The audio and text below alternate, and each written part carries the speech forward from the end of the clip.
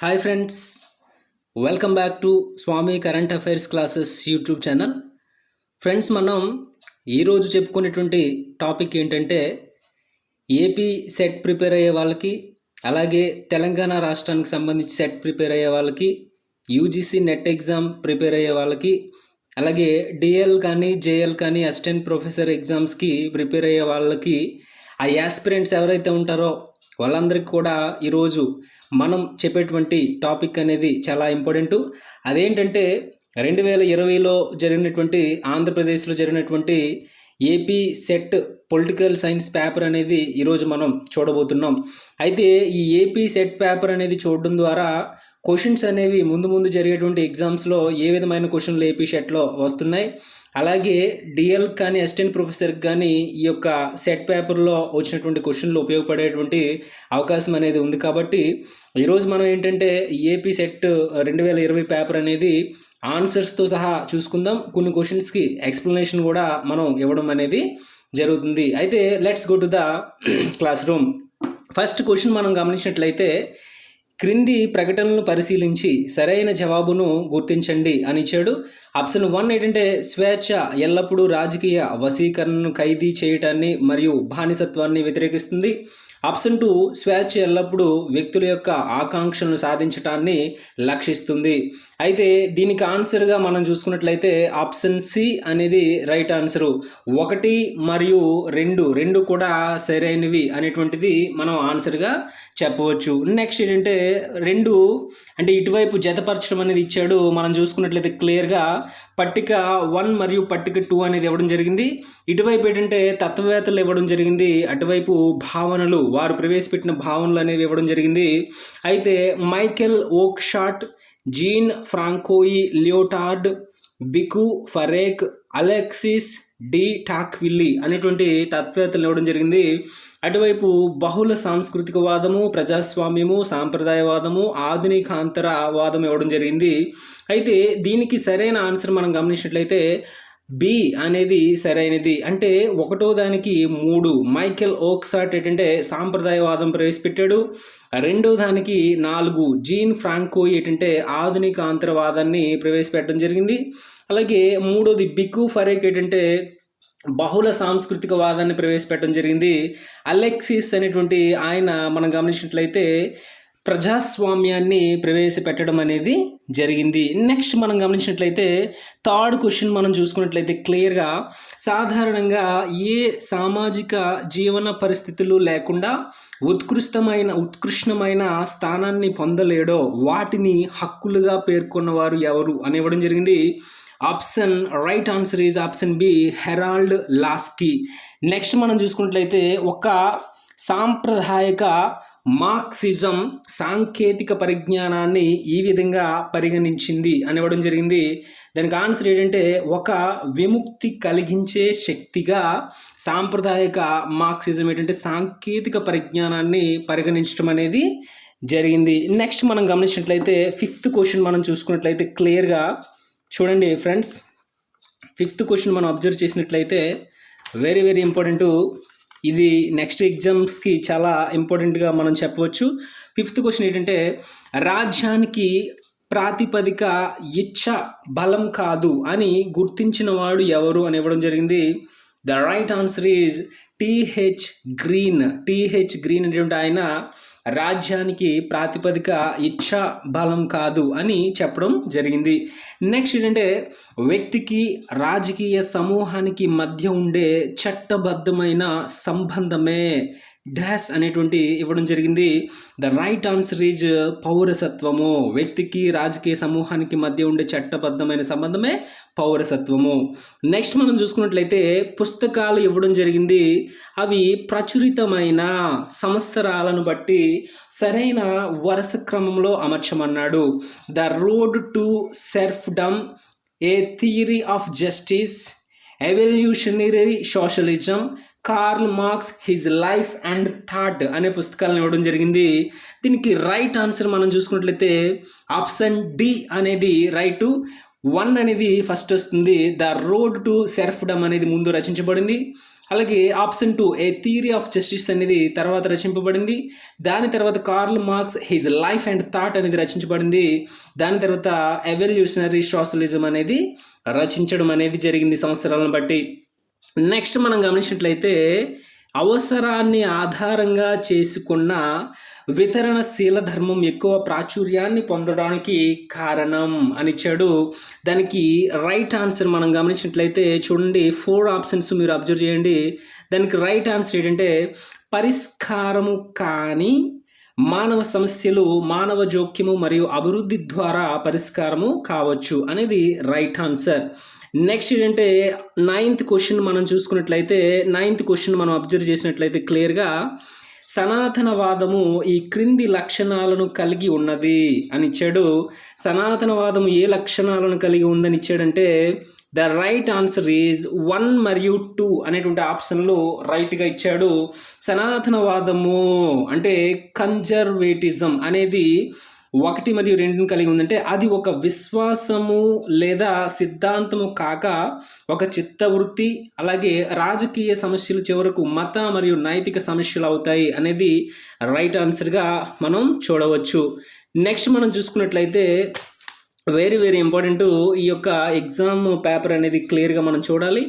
Next మనం చూసుకున్నట్లయితే 10వ క్వశ్చన్ ఏంటంటే ఇటువైపు రచయిత ఇవ్వడం జరిగింది, అటువైపు పుస్తకం అనేది ఇవ్వడం అనేది జరిగింది. Match the following. అయితే మేరీ వుల్కోన్క్రాఫ్ట్, జేఎస్ మిల్, బెట్టి ఫ్రీడన్, సైమన్ డి బివోరే అనేటువంటి రచయితలు ఇచ్చాడు. అటు సైడ్ పుస్తకాలు the subjection of women, the second sex, a vindication of the rights of women, the feminine mystique అనేటువంటి పుస్తకాలు ఇవ్వడం జరిగింది. అయితే దీనికి రైట్ ఆన్సర్ ఏంటంటే ఆప్షన్ డి అనేది రైటు. అయితే ఫస్ట్ దానికి 3 అనమాట. మేరీ వుల్టోన్ క్రాఫ్ట్ అనేటువంటి ఆయన a vindication of the rights of women అనేటువంటి పుస్తకాన్ని రాశారు. జేఎస్ మిల్ ఏంటంటే మనం చూసుకున్నట్టయితే ద సబ్జెక్షన్ ఆఫ్ ఉమెన్ అనేటువంటి పుస్తకాన్ని రాశాడు. బెట్టి ఫ్రీడన్ అనేటువంటి ఆయన ది ఫెమినైన్ మిస్టిక్ అనే పుస్తకాన్ని రాశాడు. సైమన్ డి బివోరే అనేటువంటి ఆయన ద సెకండ్ సెక్స్ అనేటువంటి పుస్తకాన్ని రచించడం అనేది జరిగింది. నెక్స్ట్ మనం చూసుకున్నట్లయితే 11వ క్వశ్చన్ ఈ క్రింది వానిలో అతి తక్కువ కాలం ఉన్న లోక్సభ ఏంటి అని ఇచ్చాడు. Very very important. అతి ఎక్కువ కాలం ఉన్నటువంటి కాలం గడిచినటువంటి లోక్సభ 5వ లోక్సభ, అతి తక్కువ కాలం గడిచిన లోక్సభ 12వ లోక్సభ. జస్ట్ అది ఏంటంటే 1999లో 12 నెలలు మాత్రమే గడిచింది. కాబట్టి అతి తక్కువ కాలం ఉన్న లోక్సభ 12వ లోక్సభ. నెక్స్ట్ క్వశ్చన్ మనం చూసుకున్నట్లయితే బహుళ సాంస్కృతిక వాదము వీటితో కూడి ఉన్నది. బహుళ సాంస్కృతిక వాదము వీటితో కూడి ఉన్నది అని ఇచ్చాడు. The right answer is 1, 2, 4. అంటే చూడండి, మల్టీ కల్చరలిజం అనేది క్రింది వాటితో కూడి ఉన్నది. అంటే గుర్తింపు రాజకీయాలు, అలాగే విభేదాల రాజకీయాలు, నెక్స్ట్ ఏంటంటే మాన్యత లేదా పరిగణన రాజకీయాలుగా మనం చెప్పడం అనేది జరుగుతుంది. నెక్స్ట్ మనం చూసుకున్నట్లయితే వెరీ వెరీ ఇంపార్టెంట్. నెక్స్ట్ మనం గమనించినట్లయితే 12 క్వశ్చన్స్ అనేవి కంప్లీట్ అవ్వడం జరిగింది. నెక్స్ట్ ఏంటంటే 13 క్వశ్చన్ మనం చూసుకున్నట్లయితే క్లియర్గా చూడండి ఫ్రెండ్స్. 13 క్వశ్చన్ ఏంటంటే ఇసాయి బెర్లిన్ యొక్క సకారాత్మక స్వేచ్ఛా భావన ఈ క్రింది వారితో కూడి ఉన్నది అని ఇచ్చాడు. ఇసాయి బెర్లిన్ యొక్క సకారాత్మక స్వేచ్ఛ భావన ఈ క్రింది వారితో కూడి ఉన్నది అని ఇవ్వడం జరిగింది. దానికి రైట్ ఆన్సర్ ఏంటంటే 1 మరియు 3 జాన్ లాక్ మరియు జేఎస్ మిల్, అలాగే కాన్స్టాంటైన్ మరియు ఏడి టాక్విల్లీ అనేది రైట్ ఆన్సర్గా మనం చూడవచ్చు. నెక్స్ట్ ఏంటంటే ఏఎన్ వైట్ హెడ్ ఈ క్రింది తత్వవేత్తల్లో ఒకరిని గురించి తత్వశాస్త్రం అంతా ఆయన భావాల పాదసూచికగా పేర్కొన్నారని ఇవ్వడం జరిగింది. ఎవరిని అంటే the right answer is Plato. Plato యొక్క భావాల పాదసూచిక తత్వశాస్త్రం అంతా అని ఏఎన్ వైట్ హెడ్ అనేటువంటి ఆయన పేర్కొనడం అనేది జరిగింది. నెక్స్ట్ మనం చూసుకున్నట్లయితే భావనల చరిత్రకు సంబంధించి second very very important. Second, ట్రియటైజ్ on government. ఈ క్రింది అంశాల్లో ఎక్కువగా వేటిని దోహదం చేసిందని ఇచ్చాడు.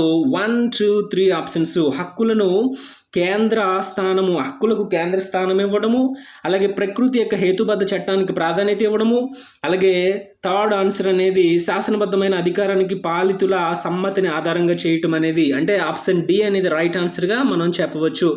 నెక్స్ట్ ఏంటంటే చాలా చాలా ఇంపార్టెంట్, కొన్ని విషయాల్లో వ్యక్తిని అధిగమించి బలీయమైన కమ్యూనిటేరియనిజమే లేదా సామాజిక సాంఘీ భావ విలువలను కలిగి ఉండి సూత్రప్రాయంగా సమాజాన్ని ఉన్నత స్థాయిలో ఊహించే సిద్ధాంతం ఏంటని ఇచ్చాడో the right answer is socialism. సామ్యవాదంగా మనం చెప్పవచ్చు. నెక్స్ట్ మనం చూసుకున్నట్లయితే 17th క్వశ్చన్, ఏంజెల్స్ మరియు లెనిన్ యొక్క శాస్త్రీయ సామ్యవాదం మేధోపరంగా సాదా మరియు ఫలరహితమైన సామ్యవాద సిద్ధాంతం యొక్క రూపంగా ఎవరు పేర్కొన్నారు అని ఇచ్చాడు. ఆంటోనియో గ్రామ్స్కీ అనేటువంటి తత్వవేత్త పేర్కొనడం అనేది జరిగింది. నెక్స్ట్ ఏంటంటే ఈ క్రింది వాటిలో వేటిని హన్నా ఆరెంజ్ రచనల్లో మరియు రాజనీతి తత్వ విచారానికే ఆమె కృషిలో భాగస్వామ్యంగా పరిగణించరు అని ఇచ్చాడు. The right answer is option B, మొదటి మరియు చివరి వివరణలు. అంటే ప్రపంచీకరణ మరియు పర్యావరణ విపత్తుల పర్యవసనాలు, అలాగే చివరిదైనటువంటి జూవిష్ రాజకీయాల పట్ల నిశ్శబ్దం పాటించడం. నెక్స్ట్ మనం చూసుకుంటే 19th question, match the following ఇవ్వడం జరిగింది. ఇటు సైడు వ్యక్తుల గురించి, అటు సైడ్ అంటే వారు ప్రవేశపెట్టిన వాటి గురించి ఇచ్చాడు. జాన్ రాల్స్ అనేటువంటి ఆయన, ఆడమ్ స్మిత్ అనేటువంటి ఆయన, కార్ల్ మార్క్స్, రూసో అనేటువంటి వాళ్ళ గురించి ఇచ్చాడు. The right answer is option C అనేది రైట్ ఆన్సర్. అంటే మనం గమనించినట్టు 1వ దానికి 2 జాన్ రాల్స్ ఏం ప్రవేశపెట్టాడంటే అనుమతించబడిన అసమానతలు, అలాగే ఆడమ్ స్మిత్ని మనం గమనించినట్లయితే నైతిక మరియు న్యాయ సమానత్వం, కార్ల్ మార్క్స్ ఏంటంటే ఆర్థిక సమానత్వం, రూసో మనం గమనించినట్లయితే చట్టం అనేది అందరి నుండి వచ్చి అందరికీ సమానత్వంగా వర్తించాలి అనేటువంటి విషయాన్ని రూసో ప్రవేశపెట్టడం అనేది జరిగింది. నెక్స్ట్ మనం చూసుకున్నట్లయితే 20th క్వశ్చన్ అనేది చూడండి. 20th క్వశ్చన్ ఏంటంటే పట్టిక ఇచ్చాడు అంటే ఇటువైపు రచయితలు, అటువైపు వాళ్ళు రాసినటువంటి రచనలు ఇవ్వడం జరిగింది. సోషల్ కాంట్రాక్ట్, అలాగే politics, the republic, the prince అనేటువంటి గ్రంథాలు ఇచ్చాడు. అటువైపు రచించినటువంటి వ్యక్తులు ప్లేటో, జేజే రూసో, మ్యాకియావెల్లి, అరిస్టాటిల్ ఇవ్వడం జరిగింది. సోషల్ కాంట్రాక్ట్ అనేటువంటి దాన్ని, అంటే ఆప్షన్ డి అనేది రైట్ ఆన్సర్. సోషల్ కాంట్రాక్ట్ అనేటువంటి దాన్ని రూసో రాశారు, పాలిటిక్స్ అనేటువంటి దాన్ని అరిస్టాటిల్ రాశాడు, ద రిపబ్లిక్ అనేటువంటి గ్రంథాన్ని ప్లేటో రాశాడు, ద ప్రిన్స్ అనే గ్రంథాన్ని మాకియావెల్లి రాయడం అనేది జరిగింది. నెక్స్ట్ ఏంటంటే ఈ కింది తత్వవేత్తలపై సరైన వివరణలను గుర్తించండి.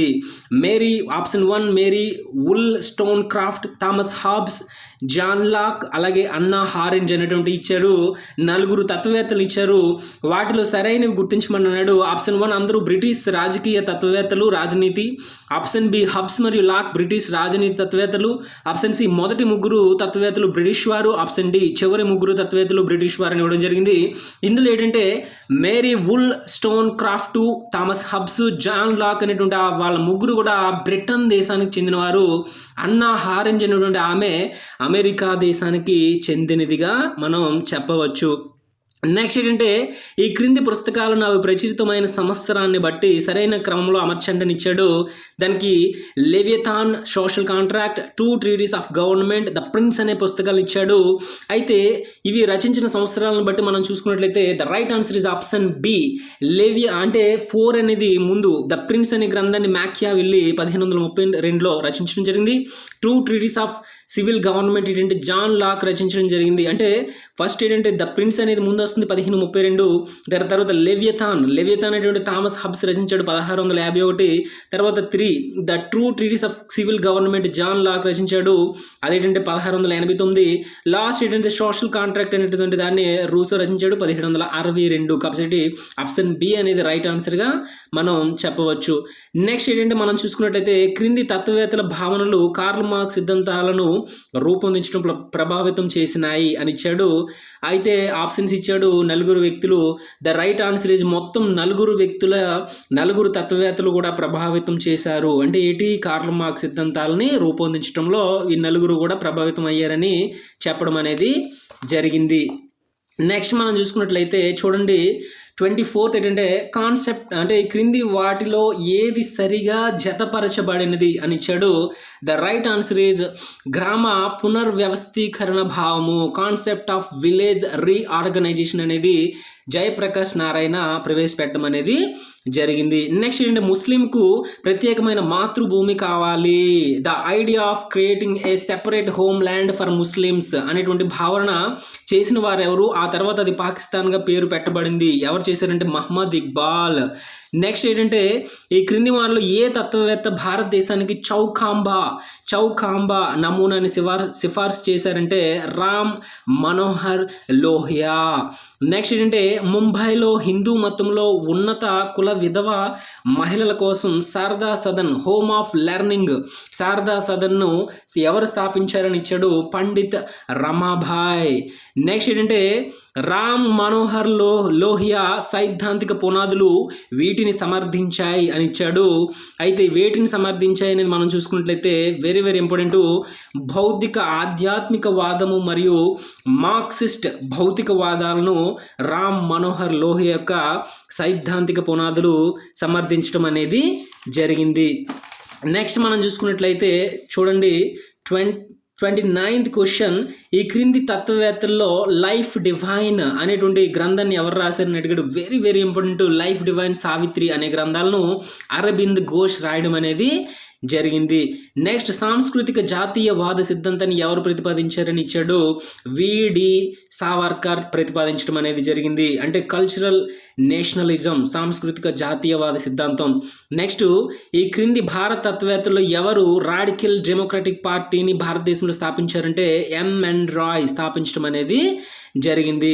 నెక్స్ట్ మనం చూసుకున్నట్లయితే ఇటువైపు ఒకటి ఇవ్వడం జరిగింది, అటు సైడ్ వాళ్ళ యొక్క ఎవరు ప్రవేశపెట్టారు, ఎవరు చెప్పారు ఇవ్వడం జరిగింది.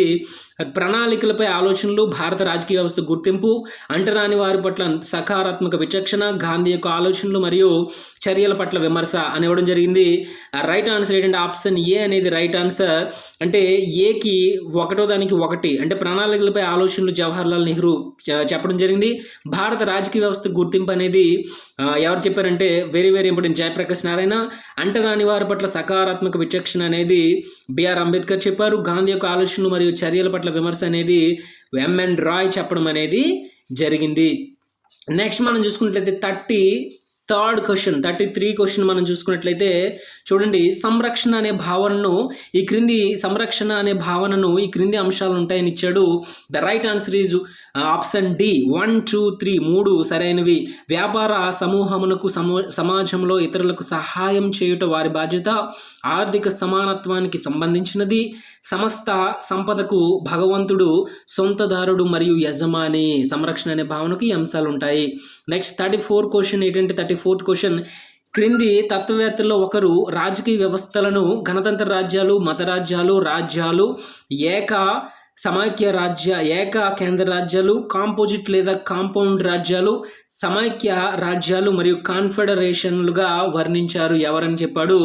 ఏంటి రాజకీయ వ్యవస్థలను ఇన్ని విధాలుగా వర్గించిన వ్యక్తి జార్జ్ వైట్ అనేటువంటి ఆయన ఇలా చెప్పడం అనేది జరిగింది. నెక్స్ట్ మనం చూసుకున్నట్లయితే ఈ క్రింది ప్రకటన నుండి సరైన జవాబును గుర్తించని ఇచ్చాడు. దానికి ఆన్సర్ ఏంటంటే 2 సరైనవే అని ఇచ్చాడు.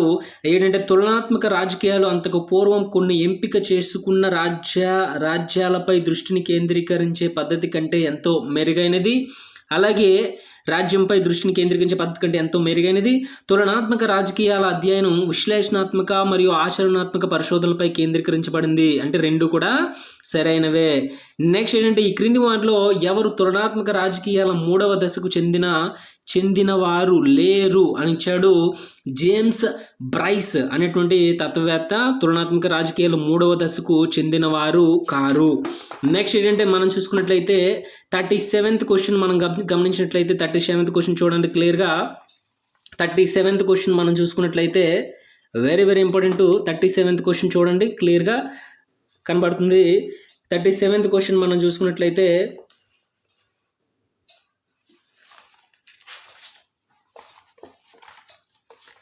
37th క్వశ్చన్ చూడండి. అది ఇటు సైడు పాల్ భార్ అంటే వ్యక్తులు ఇచ్చాడు, అటు సైడ్ వాళ్ళు రచించినటువంటి పుస్తకాలు రచనలు ఇవ్వడం జరిగింది. పాల్ భారన్, అలాగే David Apter, David Easton, Almond and Powell. అంటే అటు సైడ్ వాళ్ళు రచించినటువంటి రచనలు ఇవ్వడం జరిగింది. Right answer is option C.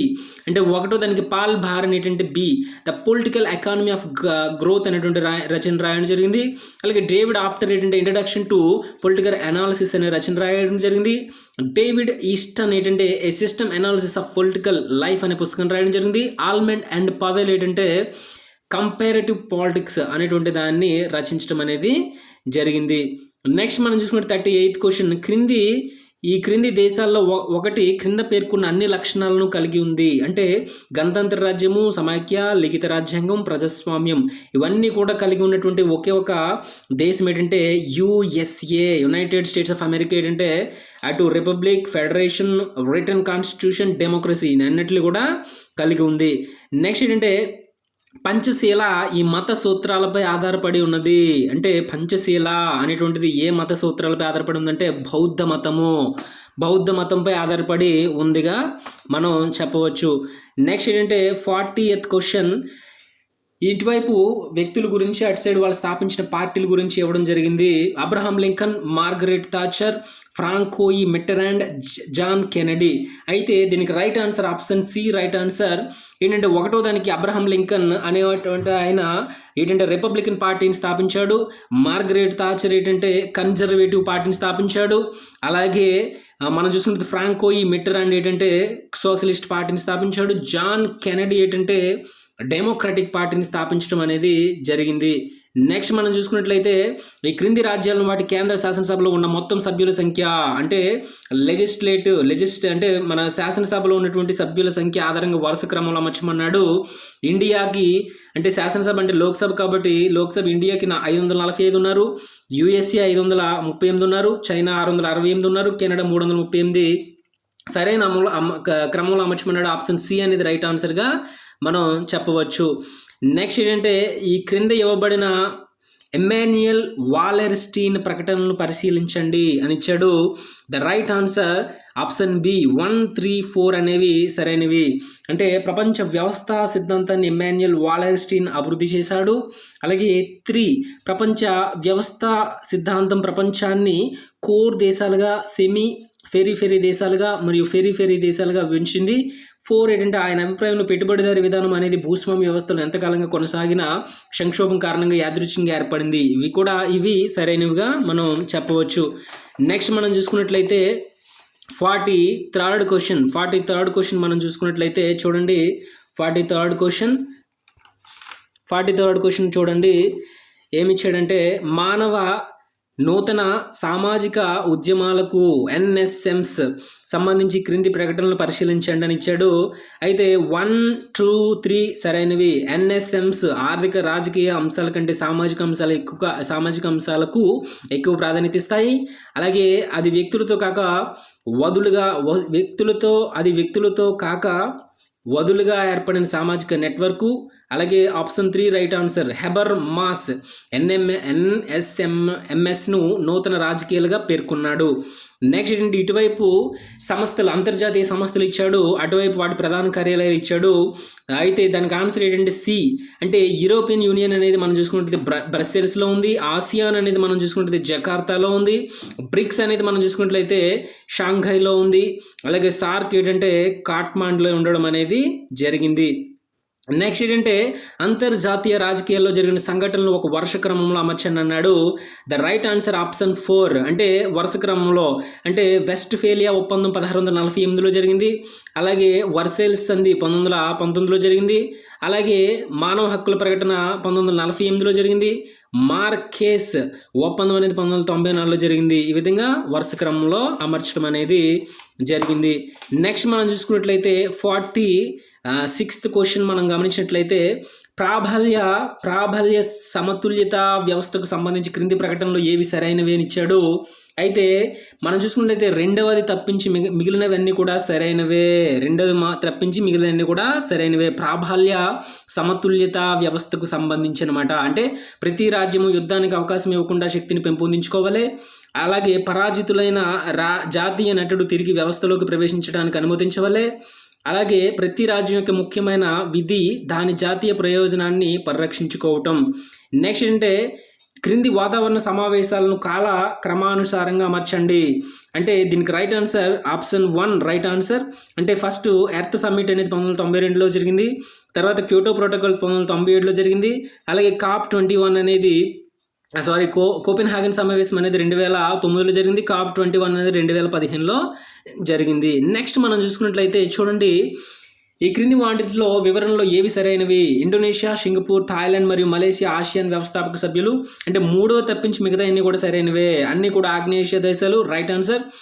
ఇది 25 సంవత్సరాల ఉత్సవాన్ని ఇటీవలే జరుపుకుంది. అంటే ఇది 12 సభ్య రాజ్యాల వ్యవస్థ అన్నాడు. ఆసియాన్లో సభ్య దేశాలు 10 ఉంటాయి. కాబట్టి 3వ తప్పించి మిగిలినవన్నీ కూడా సరైనవిగా మనం చెప్పవచ్చు. 3వ తప్పించి మిగిలినవన్నీ కూడా సరైనవిగా మనం చెప్పడం అనేది జరుగుతుంది. నెక్స్ట్ ఏంటంటే 49th question, OBOR 1 belt 1 road అనేటువంటి సిస్టమ్కి సంబంధించి క్రింది వాళ్ళు ఏవి సరైనవి అని అడిగాడు. అయితే దీంట్లో 3వ వివరణ తప్ప మిగిలినవన్నీ కూడా సరైనవే. అంటే ఇండియా OBORలో ఒక భాగస్వామి అనేది సరికానిది, మిగతాన్ని కూడా సరైనవిగా మనం చెప్పవచ్చు.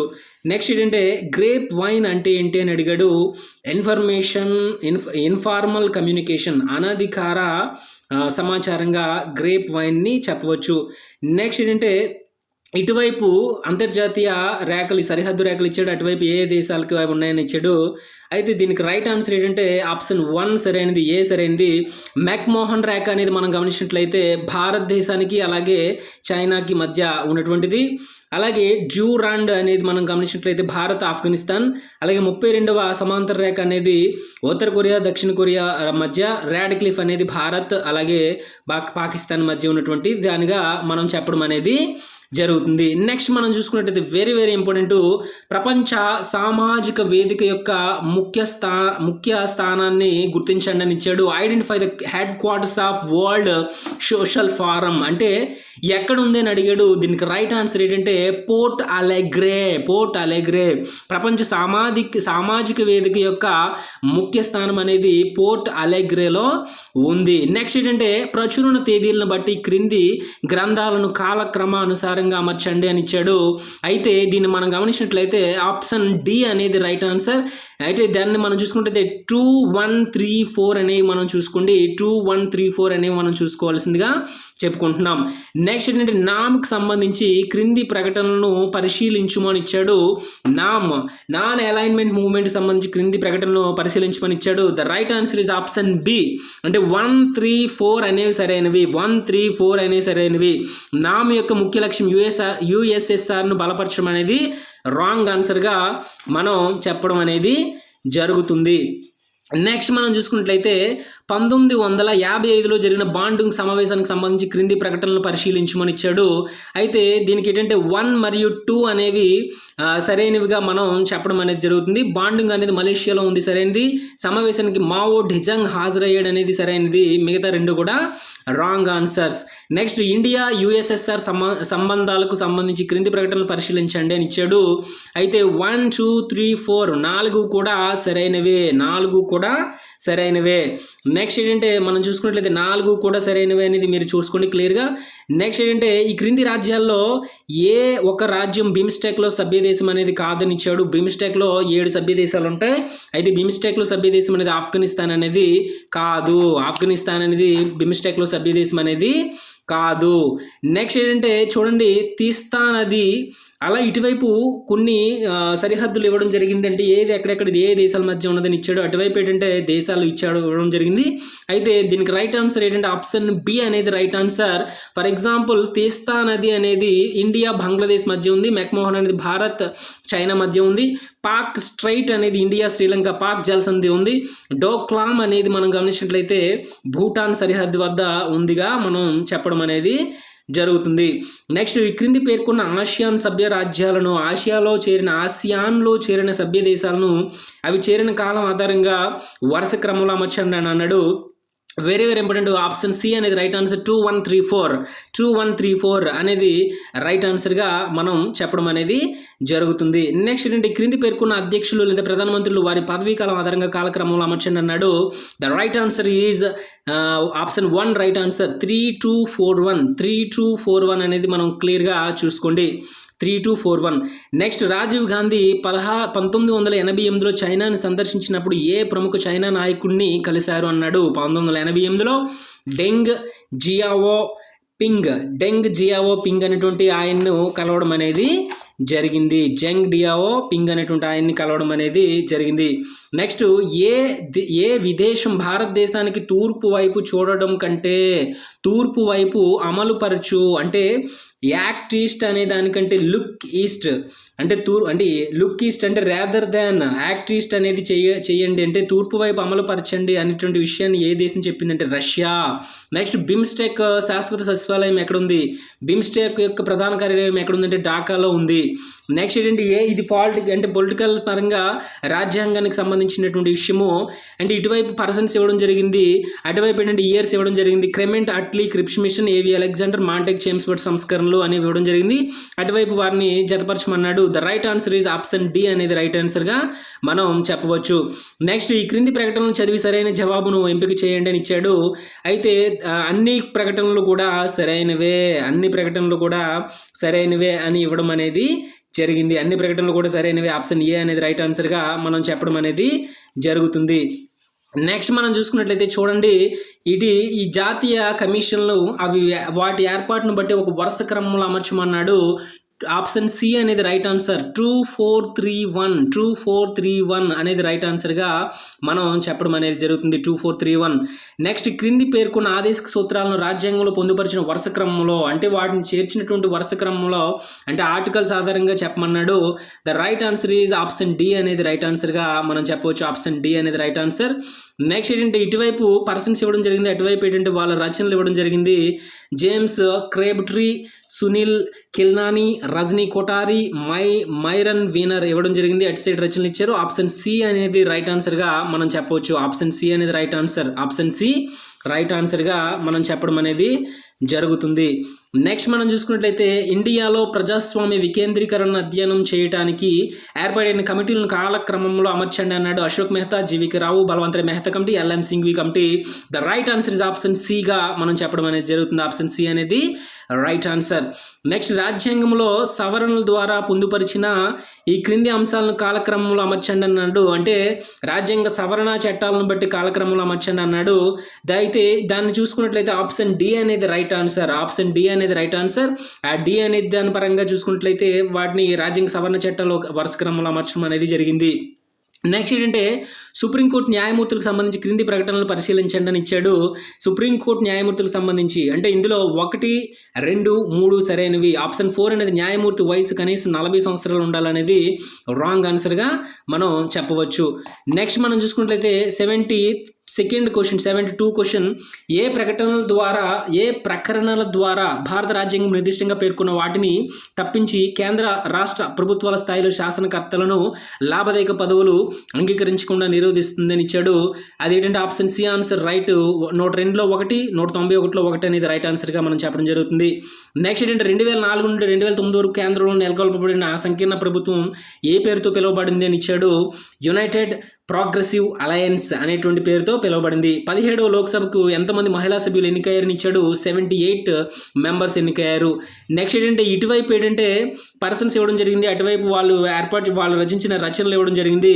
అయితే K S Singh, David Arnold, Srivastava, అలాగే ఎంజి రెడ్డి మరియు కేఏ కుమార్ ఇవ్వడం జరిగింది. The right answer is option D అనేది రైట్ ఆన్సర్గా చెప్పవచ్చు. ఆప్షన్ డి అనేది రైట్ ఆన్సర్గా చెప్పడం అనేది జరుగుతుంది.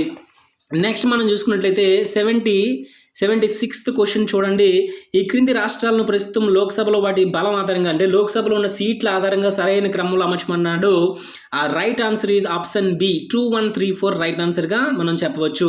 2134. నెక్స్ట్ ఏ సుప్రీంకోర్టు న్యాయమూర్తి ట్రాన్స్జెండర్స్ని 3వ జెండర్గా నిర్ణయిస్తూ 2014 తీర్పు ఇచ్చారన్నాడు. జస్టిస్ కేఎస్ రాధాకృష్ణ తీర్పు ఇవ్వడం అనేది జరిగింది. నెక్స్ట్ ఏంటంటే ఇండియాపై ప్రపంచీకరణ ప్రక్రియ కారణంగా చోటు చేసుకున్న 2 సామాజిక మరియు ఆర్థిక ఆర్థిక ప్రభావాలు ఏంటని ఇచ్చాడు.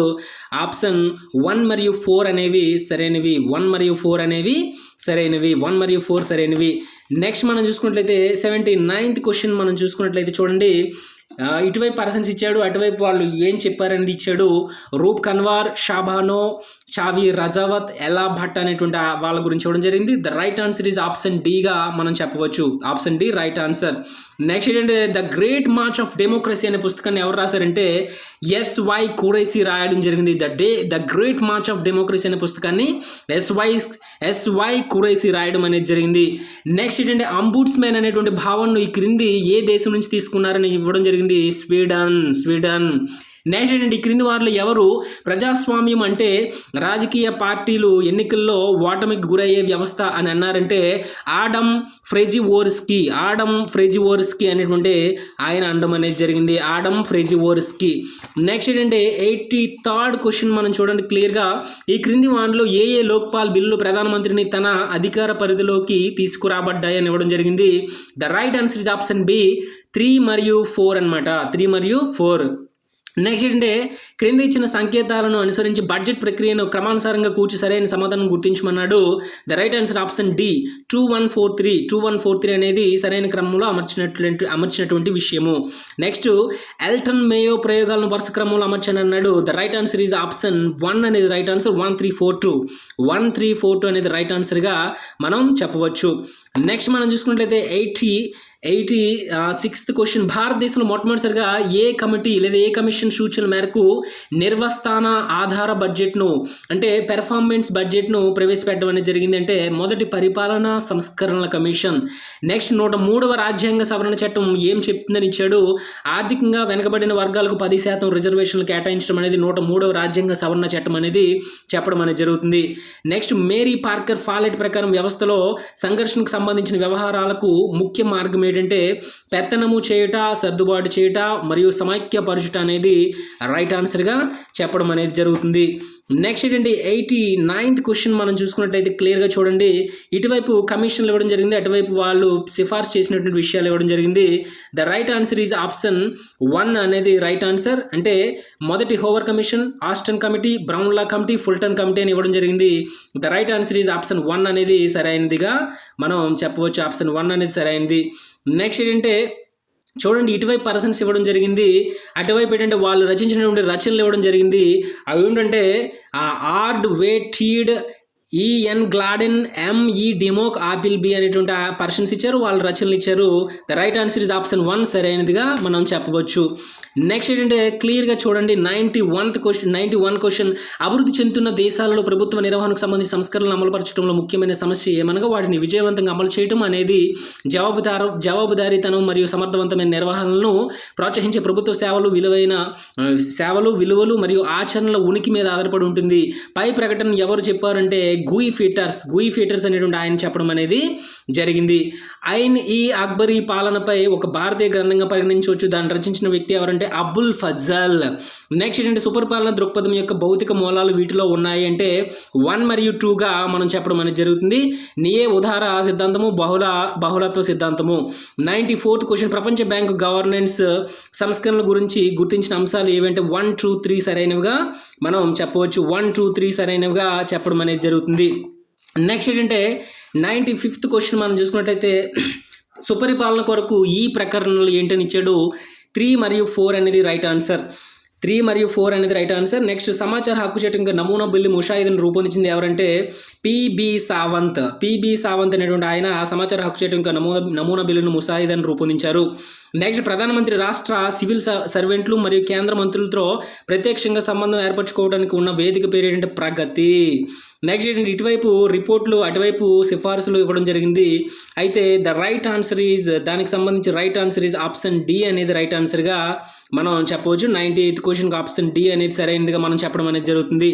నెక్స్ట్ 99th క్వశ్చన్ మనం చూసుకున్నట్లయితే క్లియర్గా చూడండి. ఈ క్రింది వాణిలో Mahatma Gandhi national rural employment guarantee scheme యొక్క ముఖ్య లక్షణం కానిది ఏంటని ఇచ్చాడు. సరైన ఆన్సర్ ఏంటి? Option B. దూర ప్రాంత గ్రామాల్లో నిపుణులు మరియు విద్యావంతులైన శ్రామికులకు ఉపాధిని కల్పించడం అనేది రాంగ్ ఆన్సర్. సరైనది కానిది అని అడిగాడు కాబట్టి అది. నెక్స్ట్ ఏంటంటే 100 క్వశ్చన్. చివరి క్వశ్చన్ ఏంటంటే పట్టిక 1లోని అంశాలను పట్టిక 2లోని అంశాలతో జతపరచమన్నాడు. అయితే చూడండి క్లియర్గా దానికి ఆన్సర్ ఏంటంటే ఆప్షన్ 4 అనేది రైట్ ఆన్సర్గా మనం చెప్పడం అనేది జరుగుతుంది. ఆప్షన్ 4 అనేది రైట్ ఆన్సర్గా క్లియర్గా మనం చెప్పడం అనేది జరుగుతుంది. ఆప్షన్ 4213 అనేది రైట్ ఆన్సర్. 4213 అనేది రైట్ ఆన్సర్. 4213. ఈ విధంగా ఏంటంటే 2020 డిసెంబర్ 20న జరిగినటువంటి ఏపీ సెట్ ఎగ్జామ్కి సంబంధించి 100 క్వశ్చన్స్ అనేవి మనం చూడడం జరిగింది. వాటికి ఆన్సర్లు కూడా మనం క్లియర్గా చెప్పుకోవడం అనేది జరిగింది. ఇది ఫ్రెండ్స్ మనం AP set political science 2020 paper. ఈ పేపర్ అనేది నెక్స్ట్ 2021లో జరిగేటువంటి ఏపీ సెట్ పొలిటికల్ సైన్స్ రాసే అభ్యర్థులకు ఉపయోగపడుతుందని, అలాగే నెట్ ఎగ్జామ్కి కూడా ఉపయోగపడుతుందని, తెలంగాణ సెట్ వారికి కూడా ఉపయోగపడుతుందని నేను కోరుకుంటున్నాను. ఫ్రెండ్స్, ఎవరైనా మన వీడియోస్ని ఫస్ట్ టైం వాచ్ చేస్తున్నట్లయితే ప్లీజ్ సబ్స్క్రైబ్ మై ఛానల్. అలాగే మన వీడియోస్ నచ్చినట్లయితే ప్లీజ్ లైక్ చేయండి. ఏమైనా కామెంట్స్ ఉంటే కామెంట్ బాక్స్లో తెలియచేయండి. Thank you very much.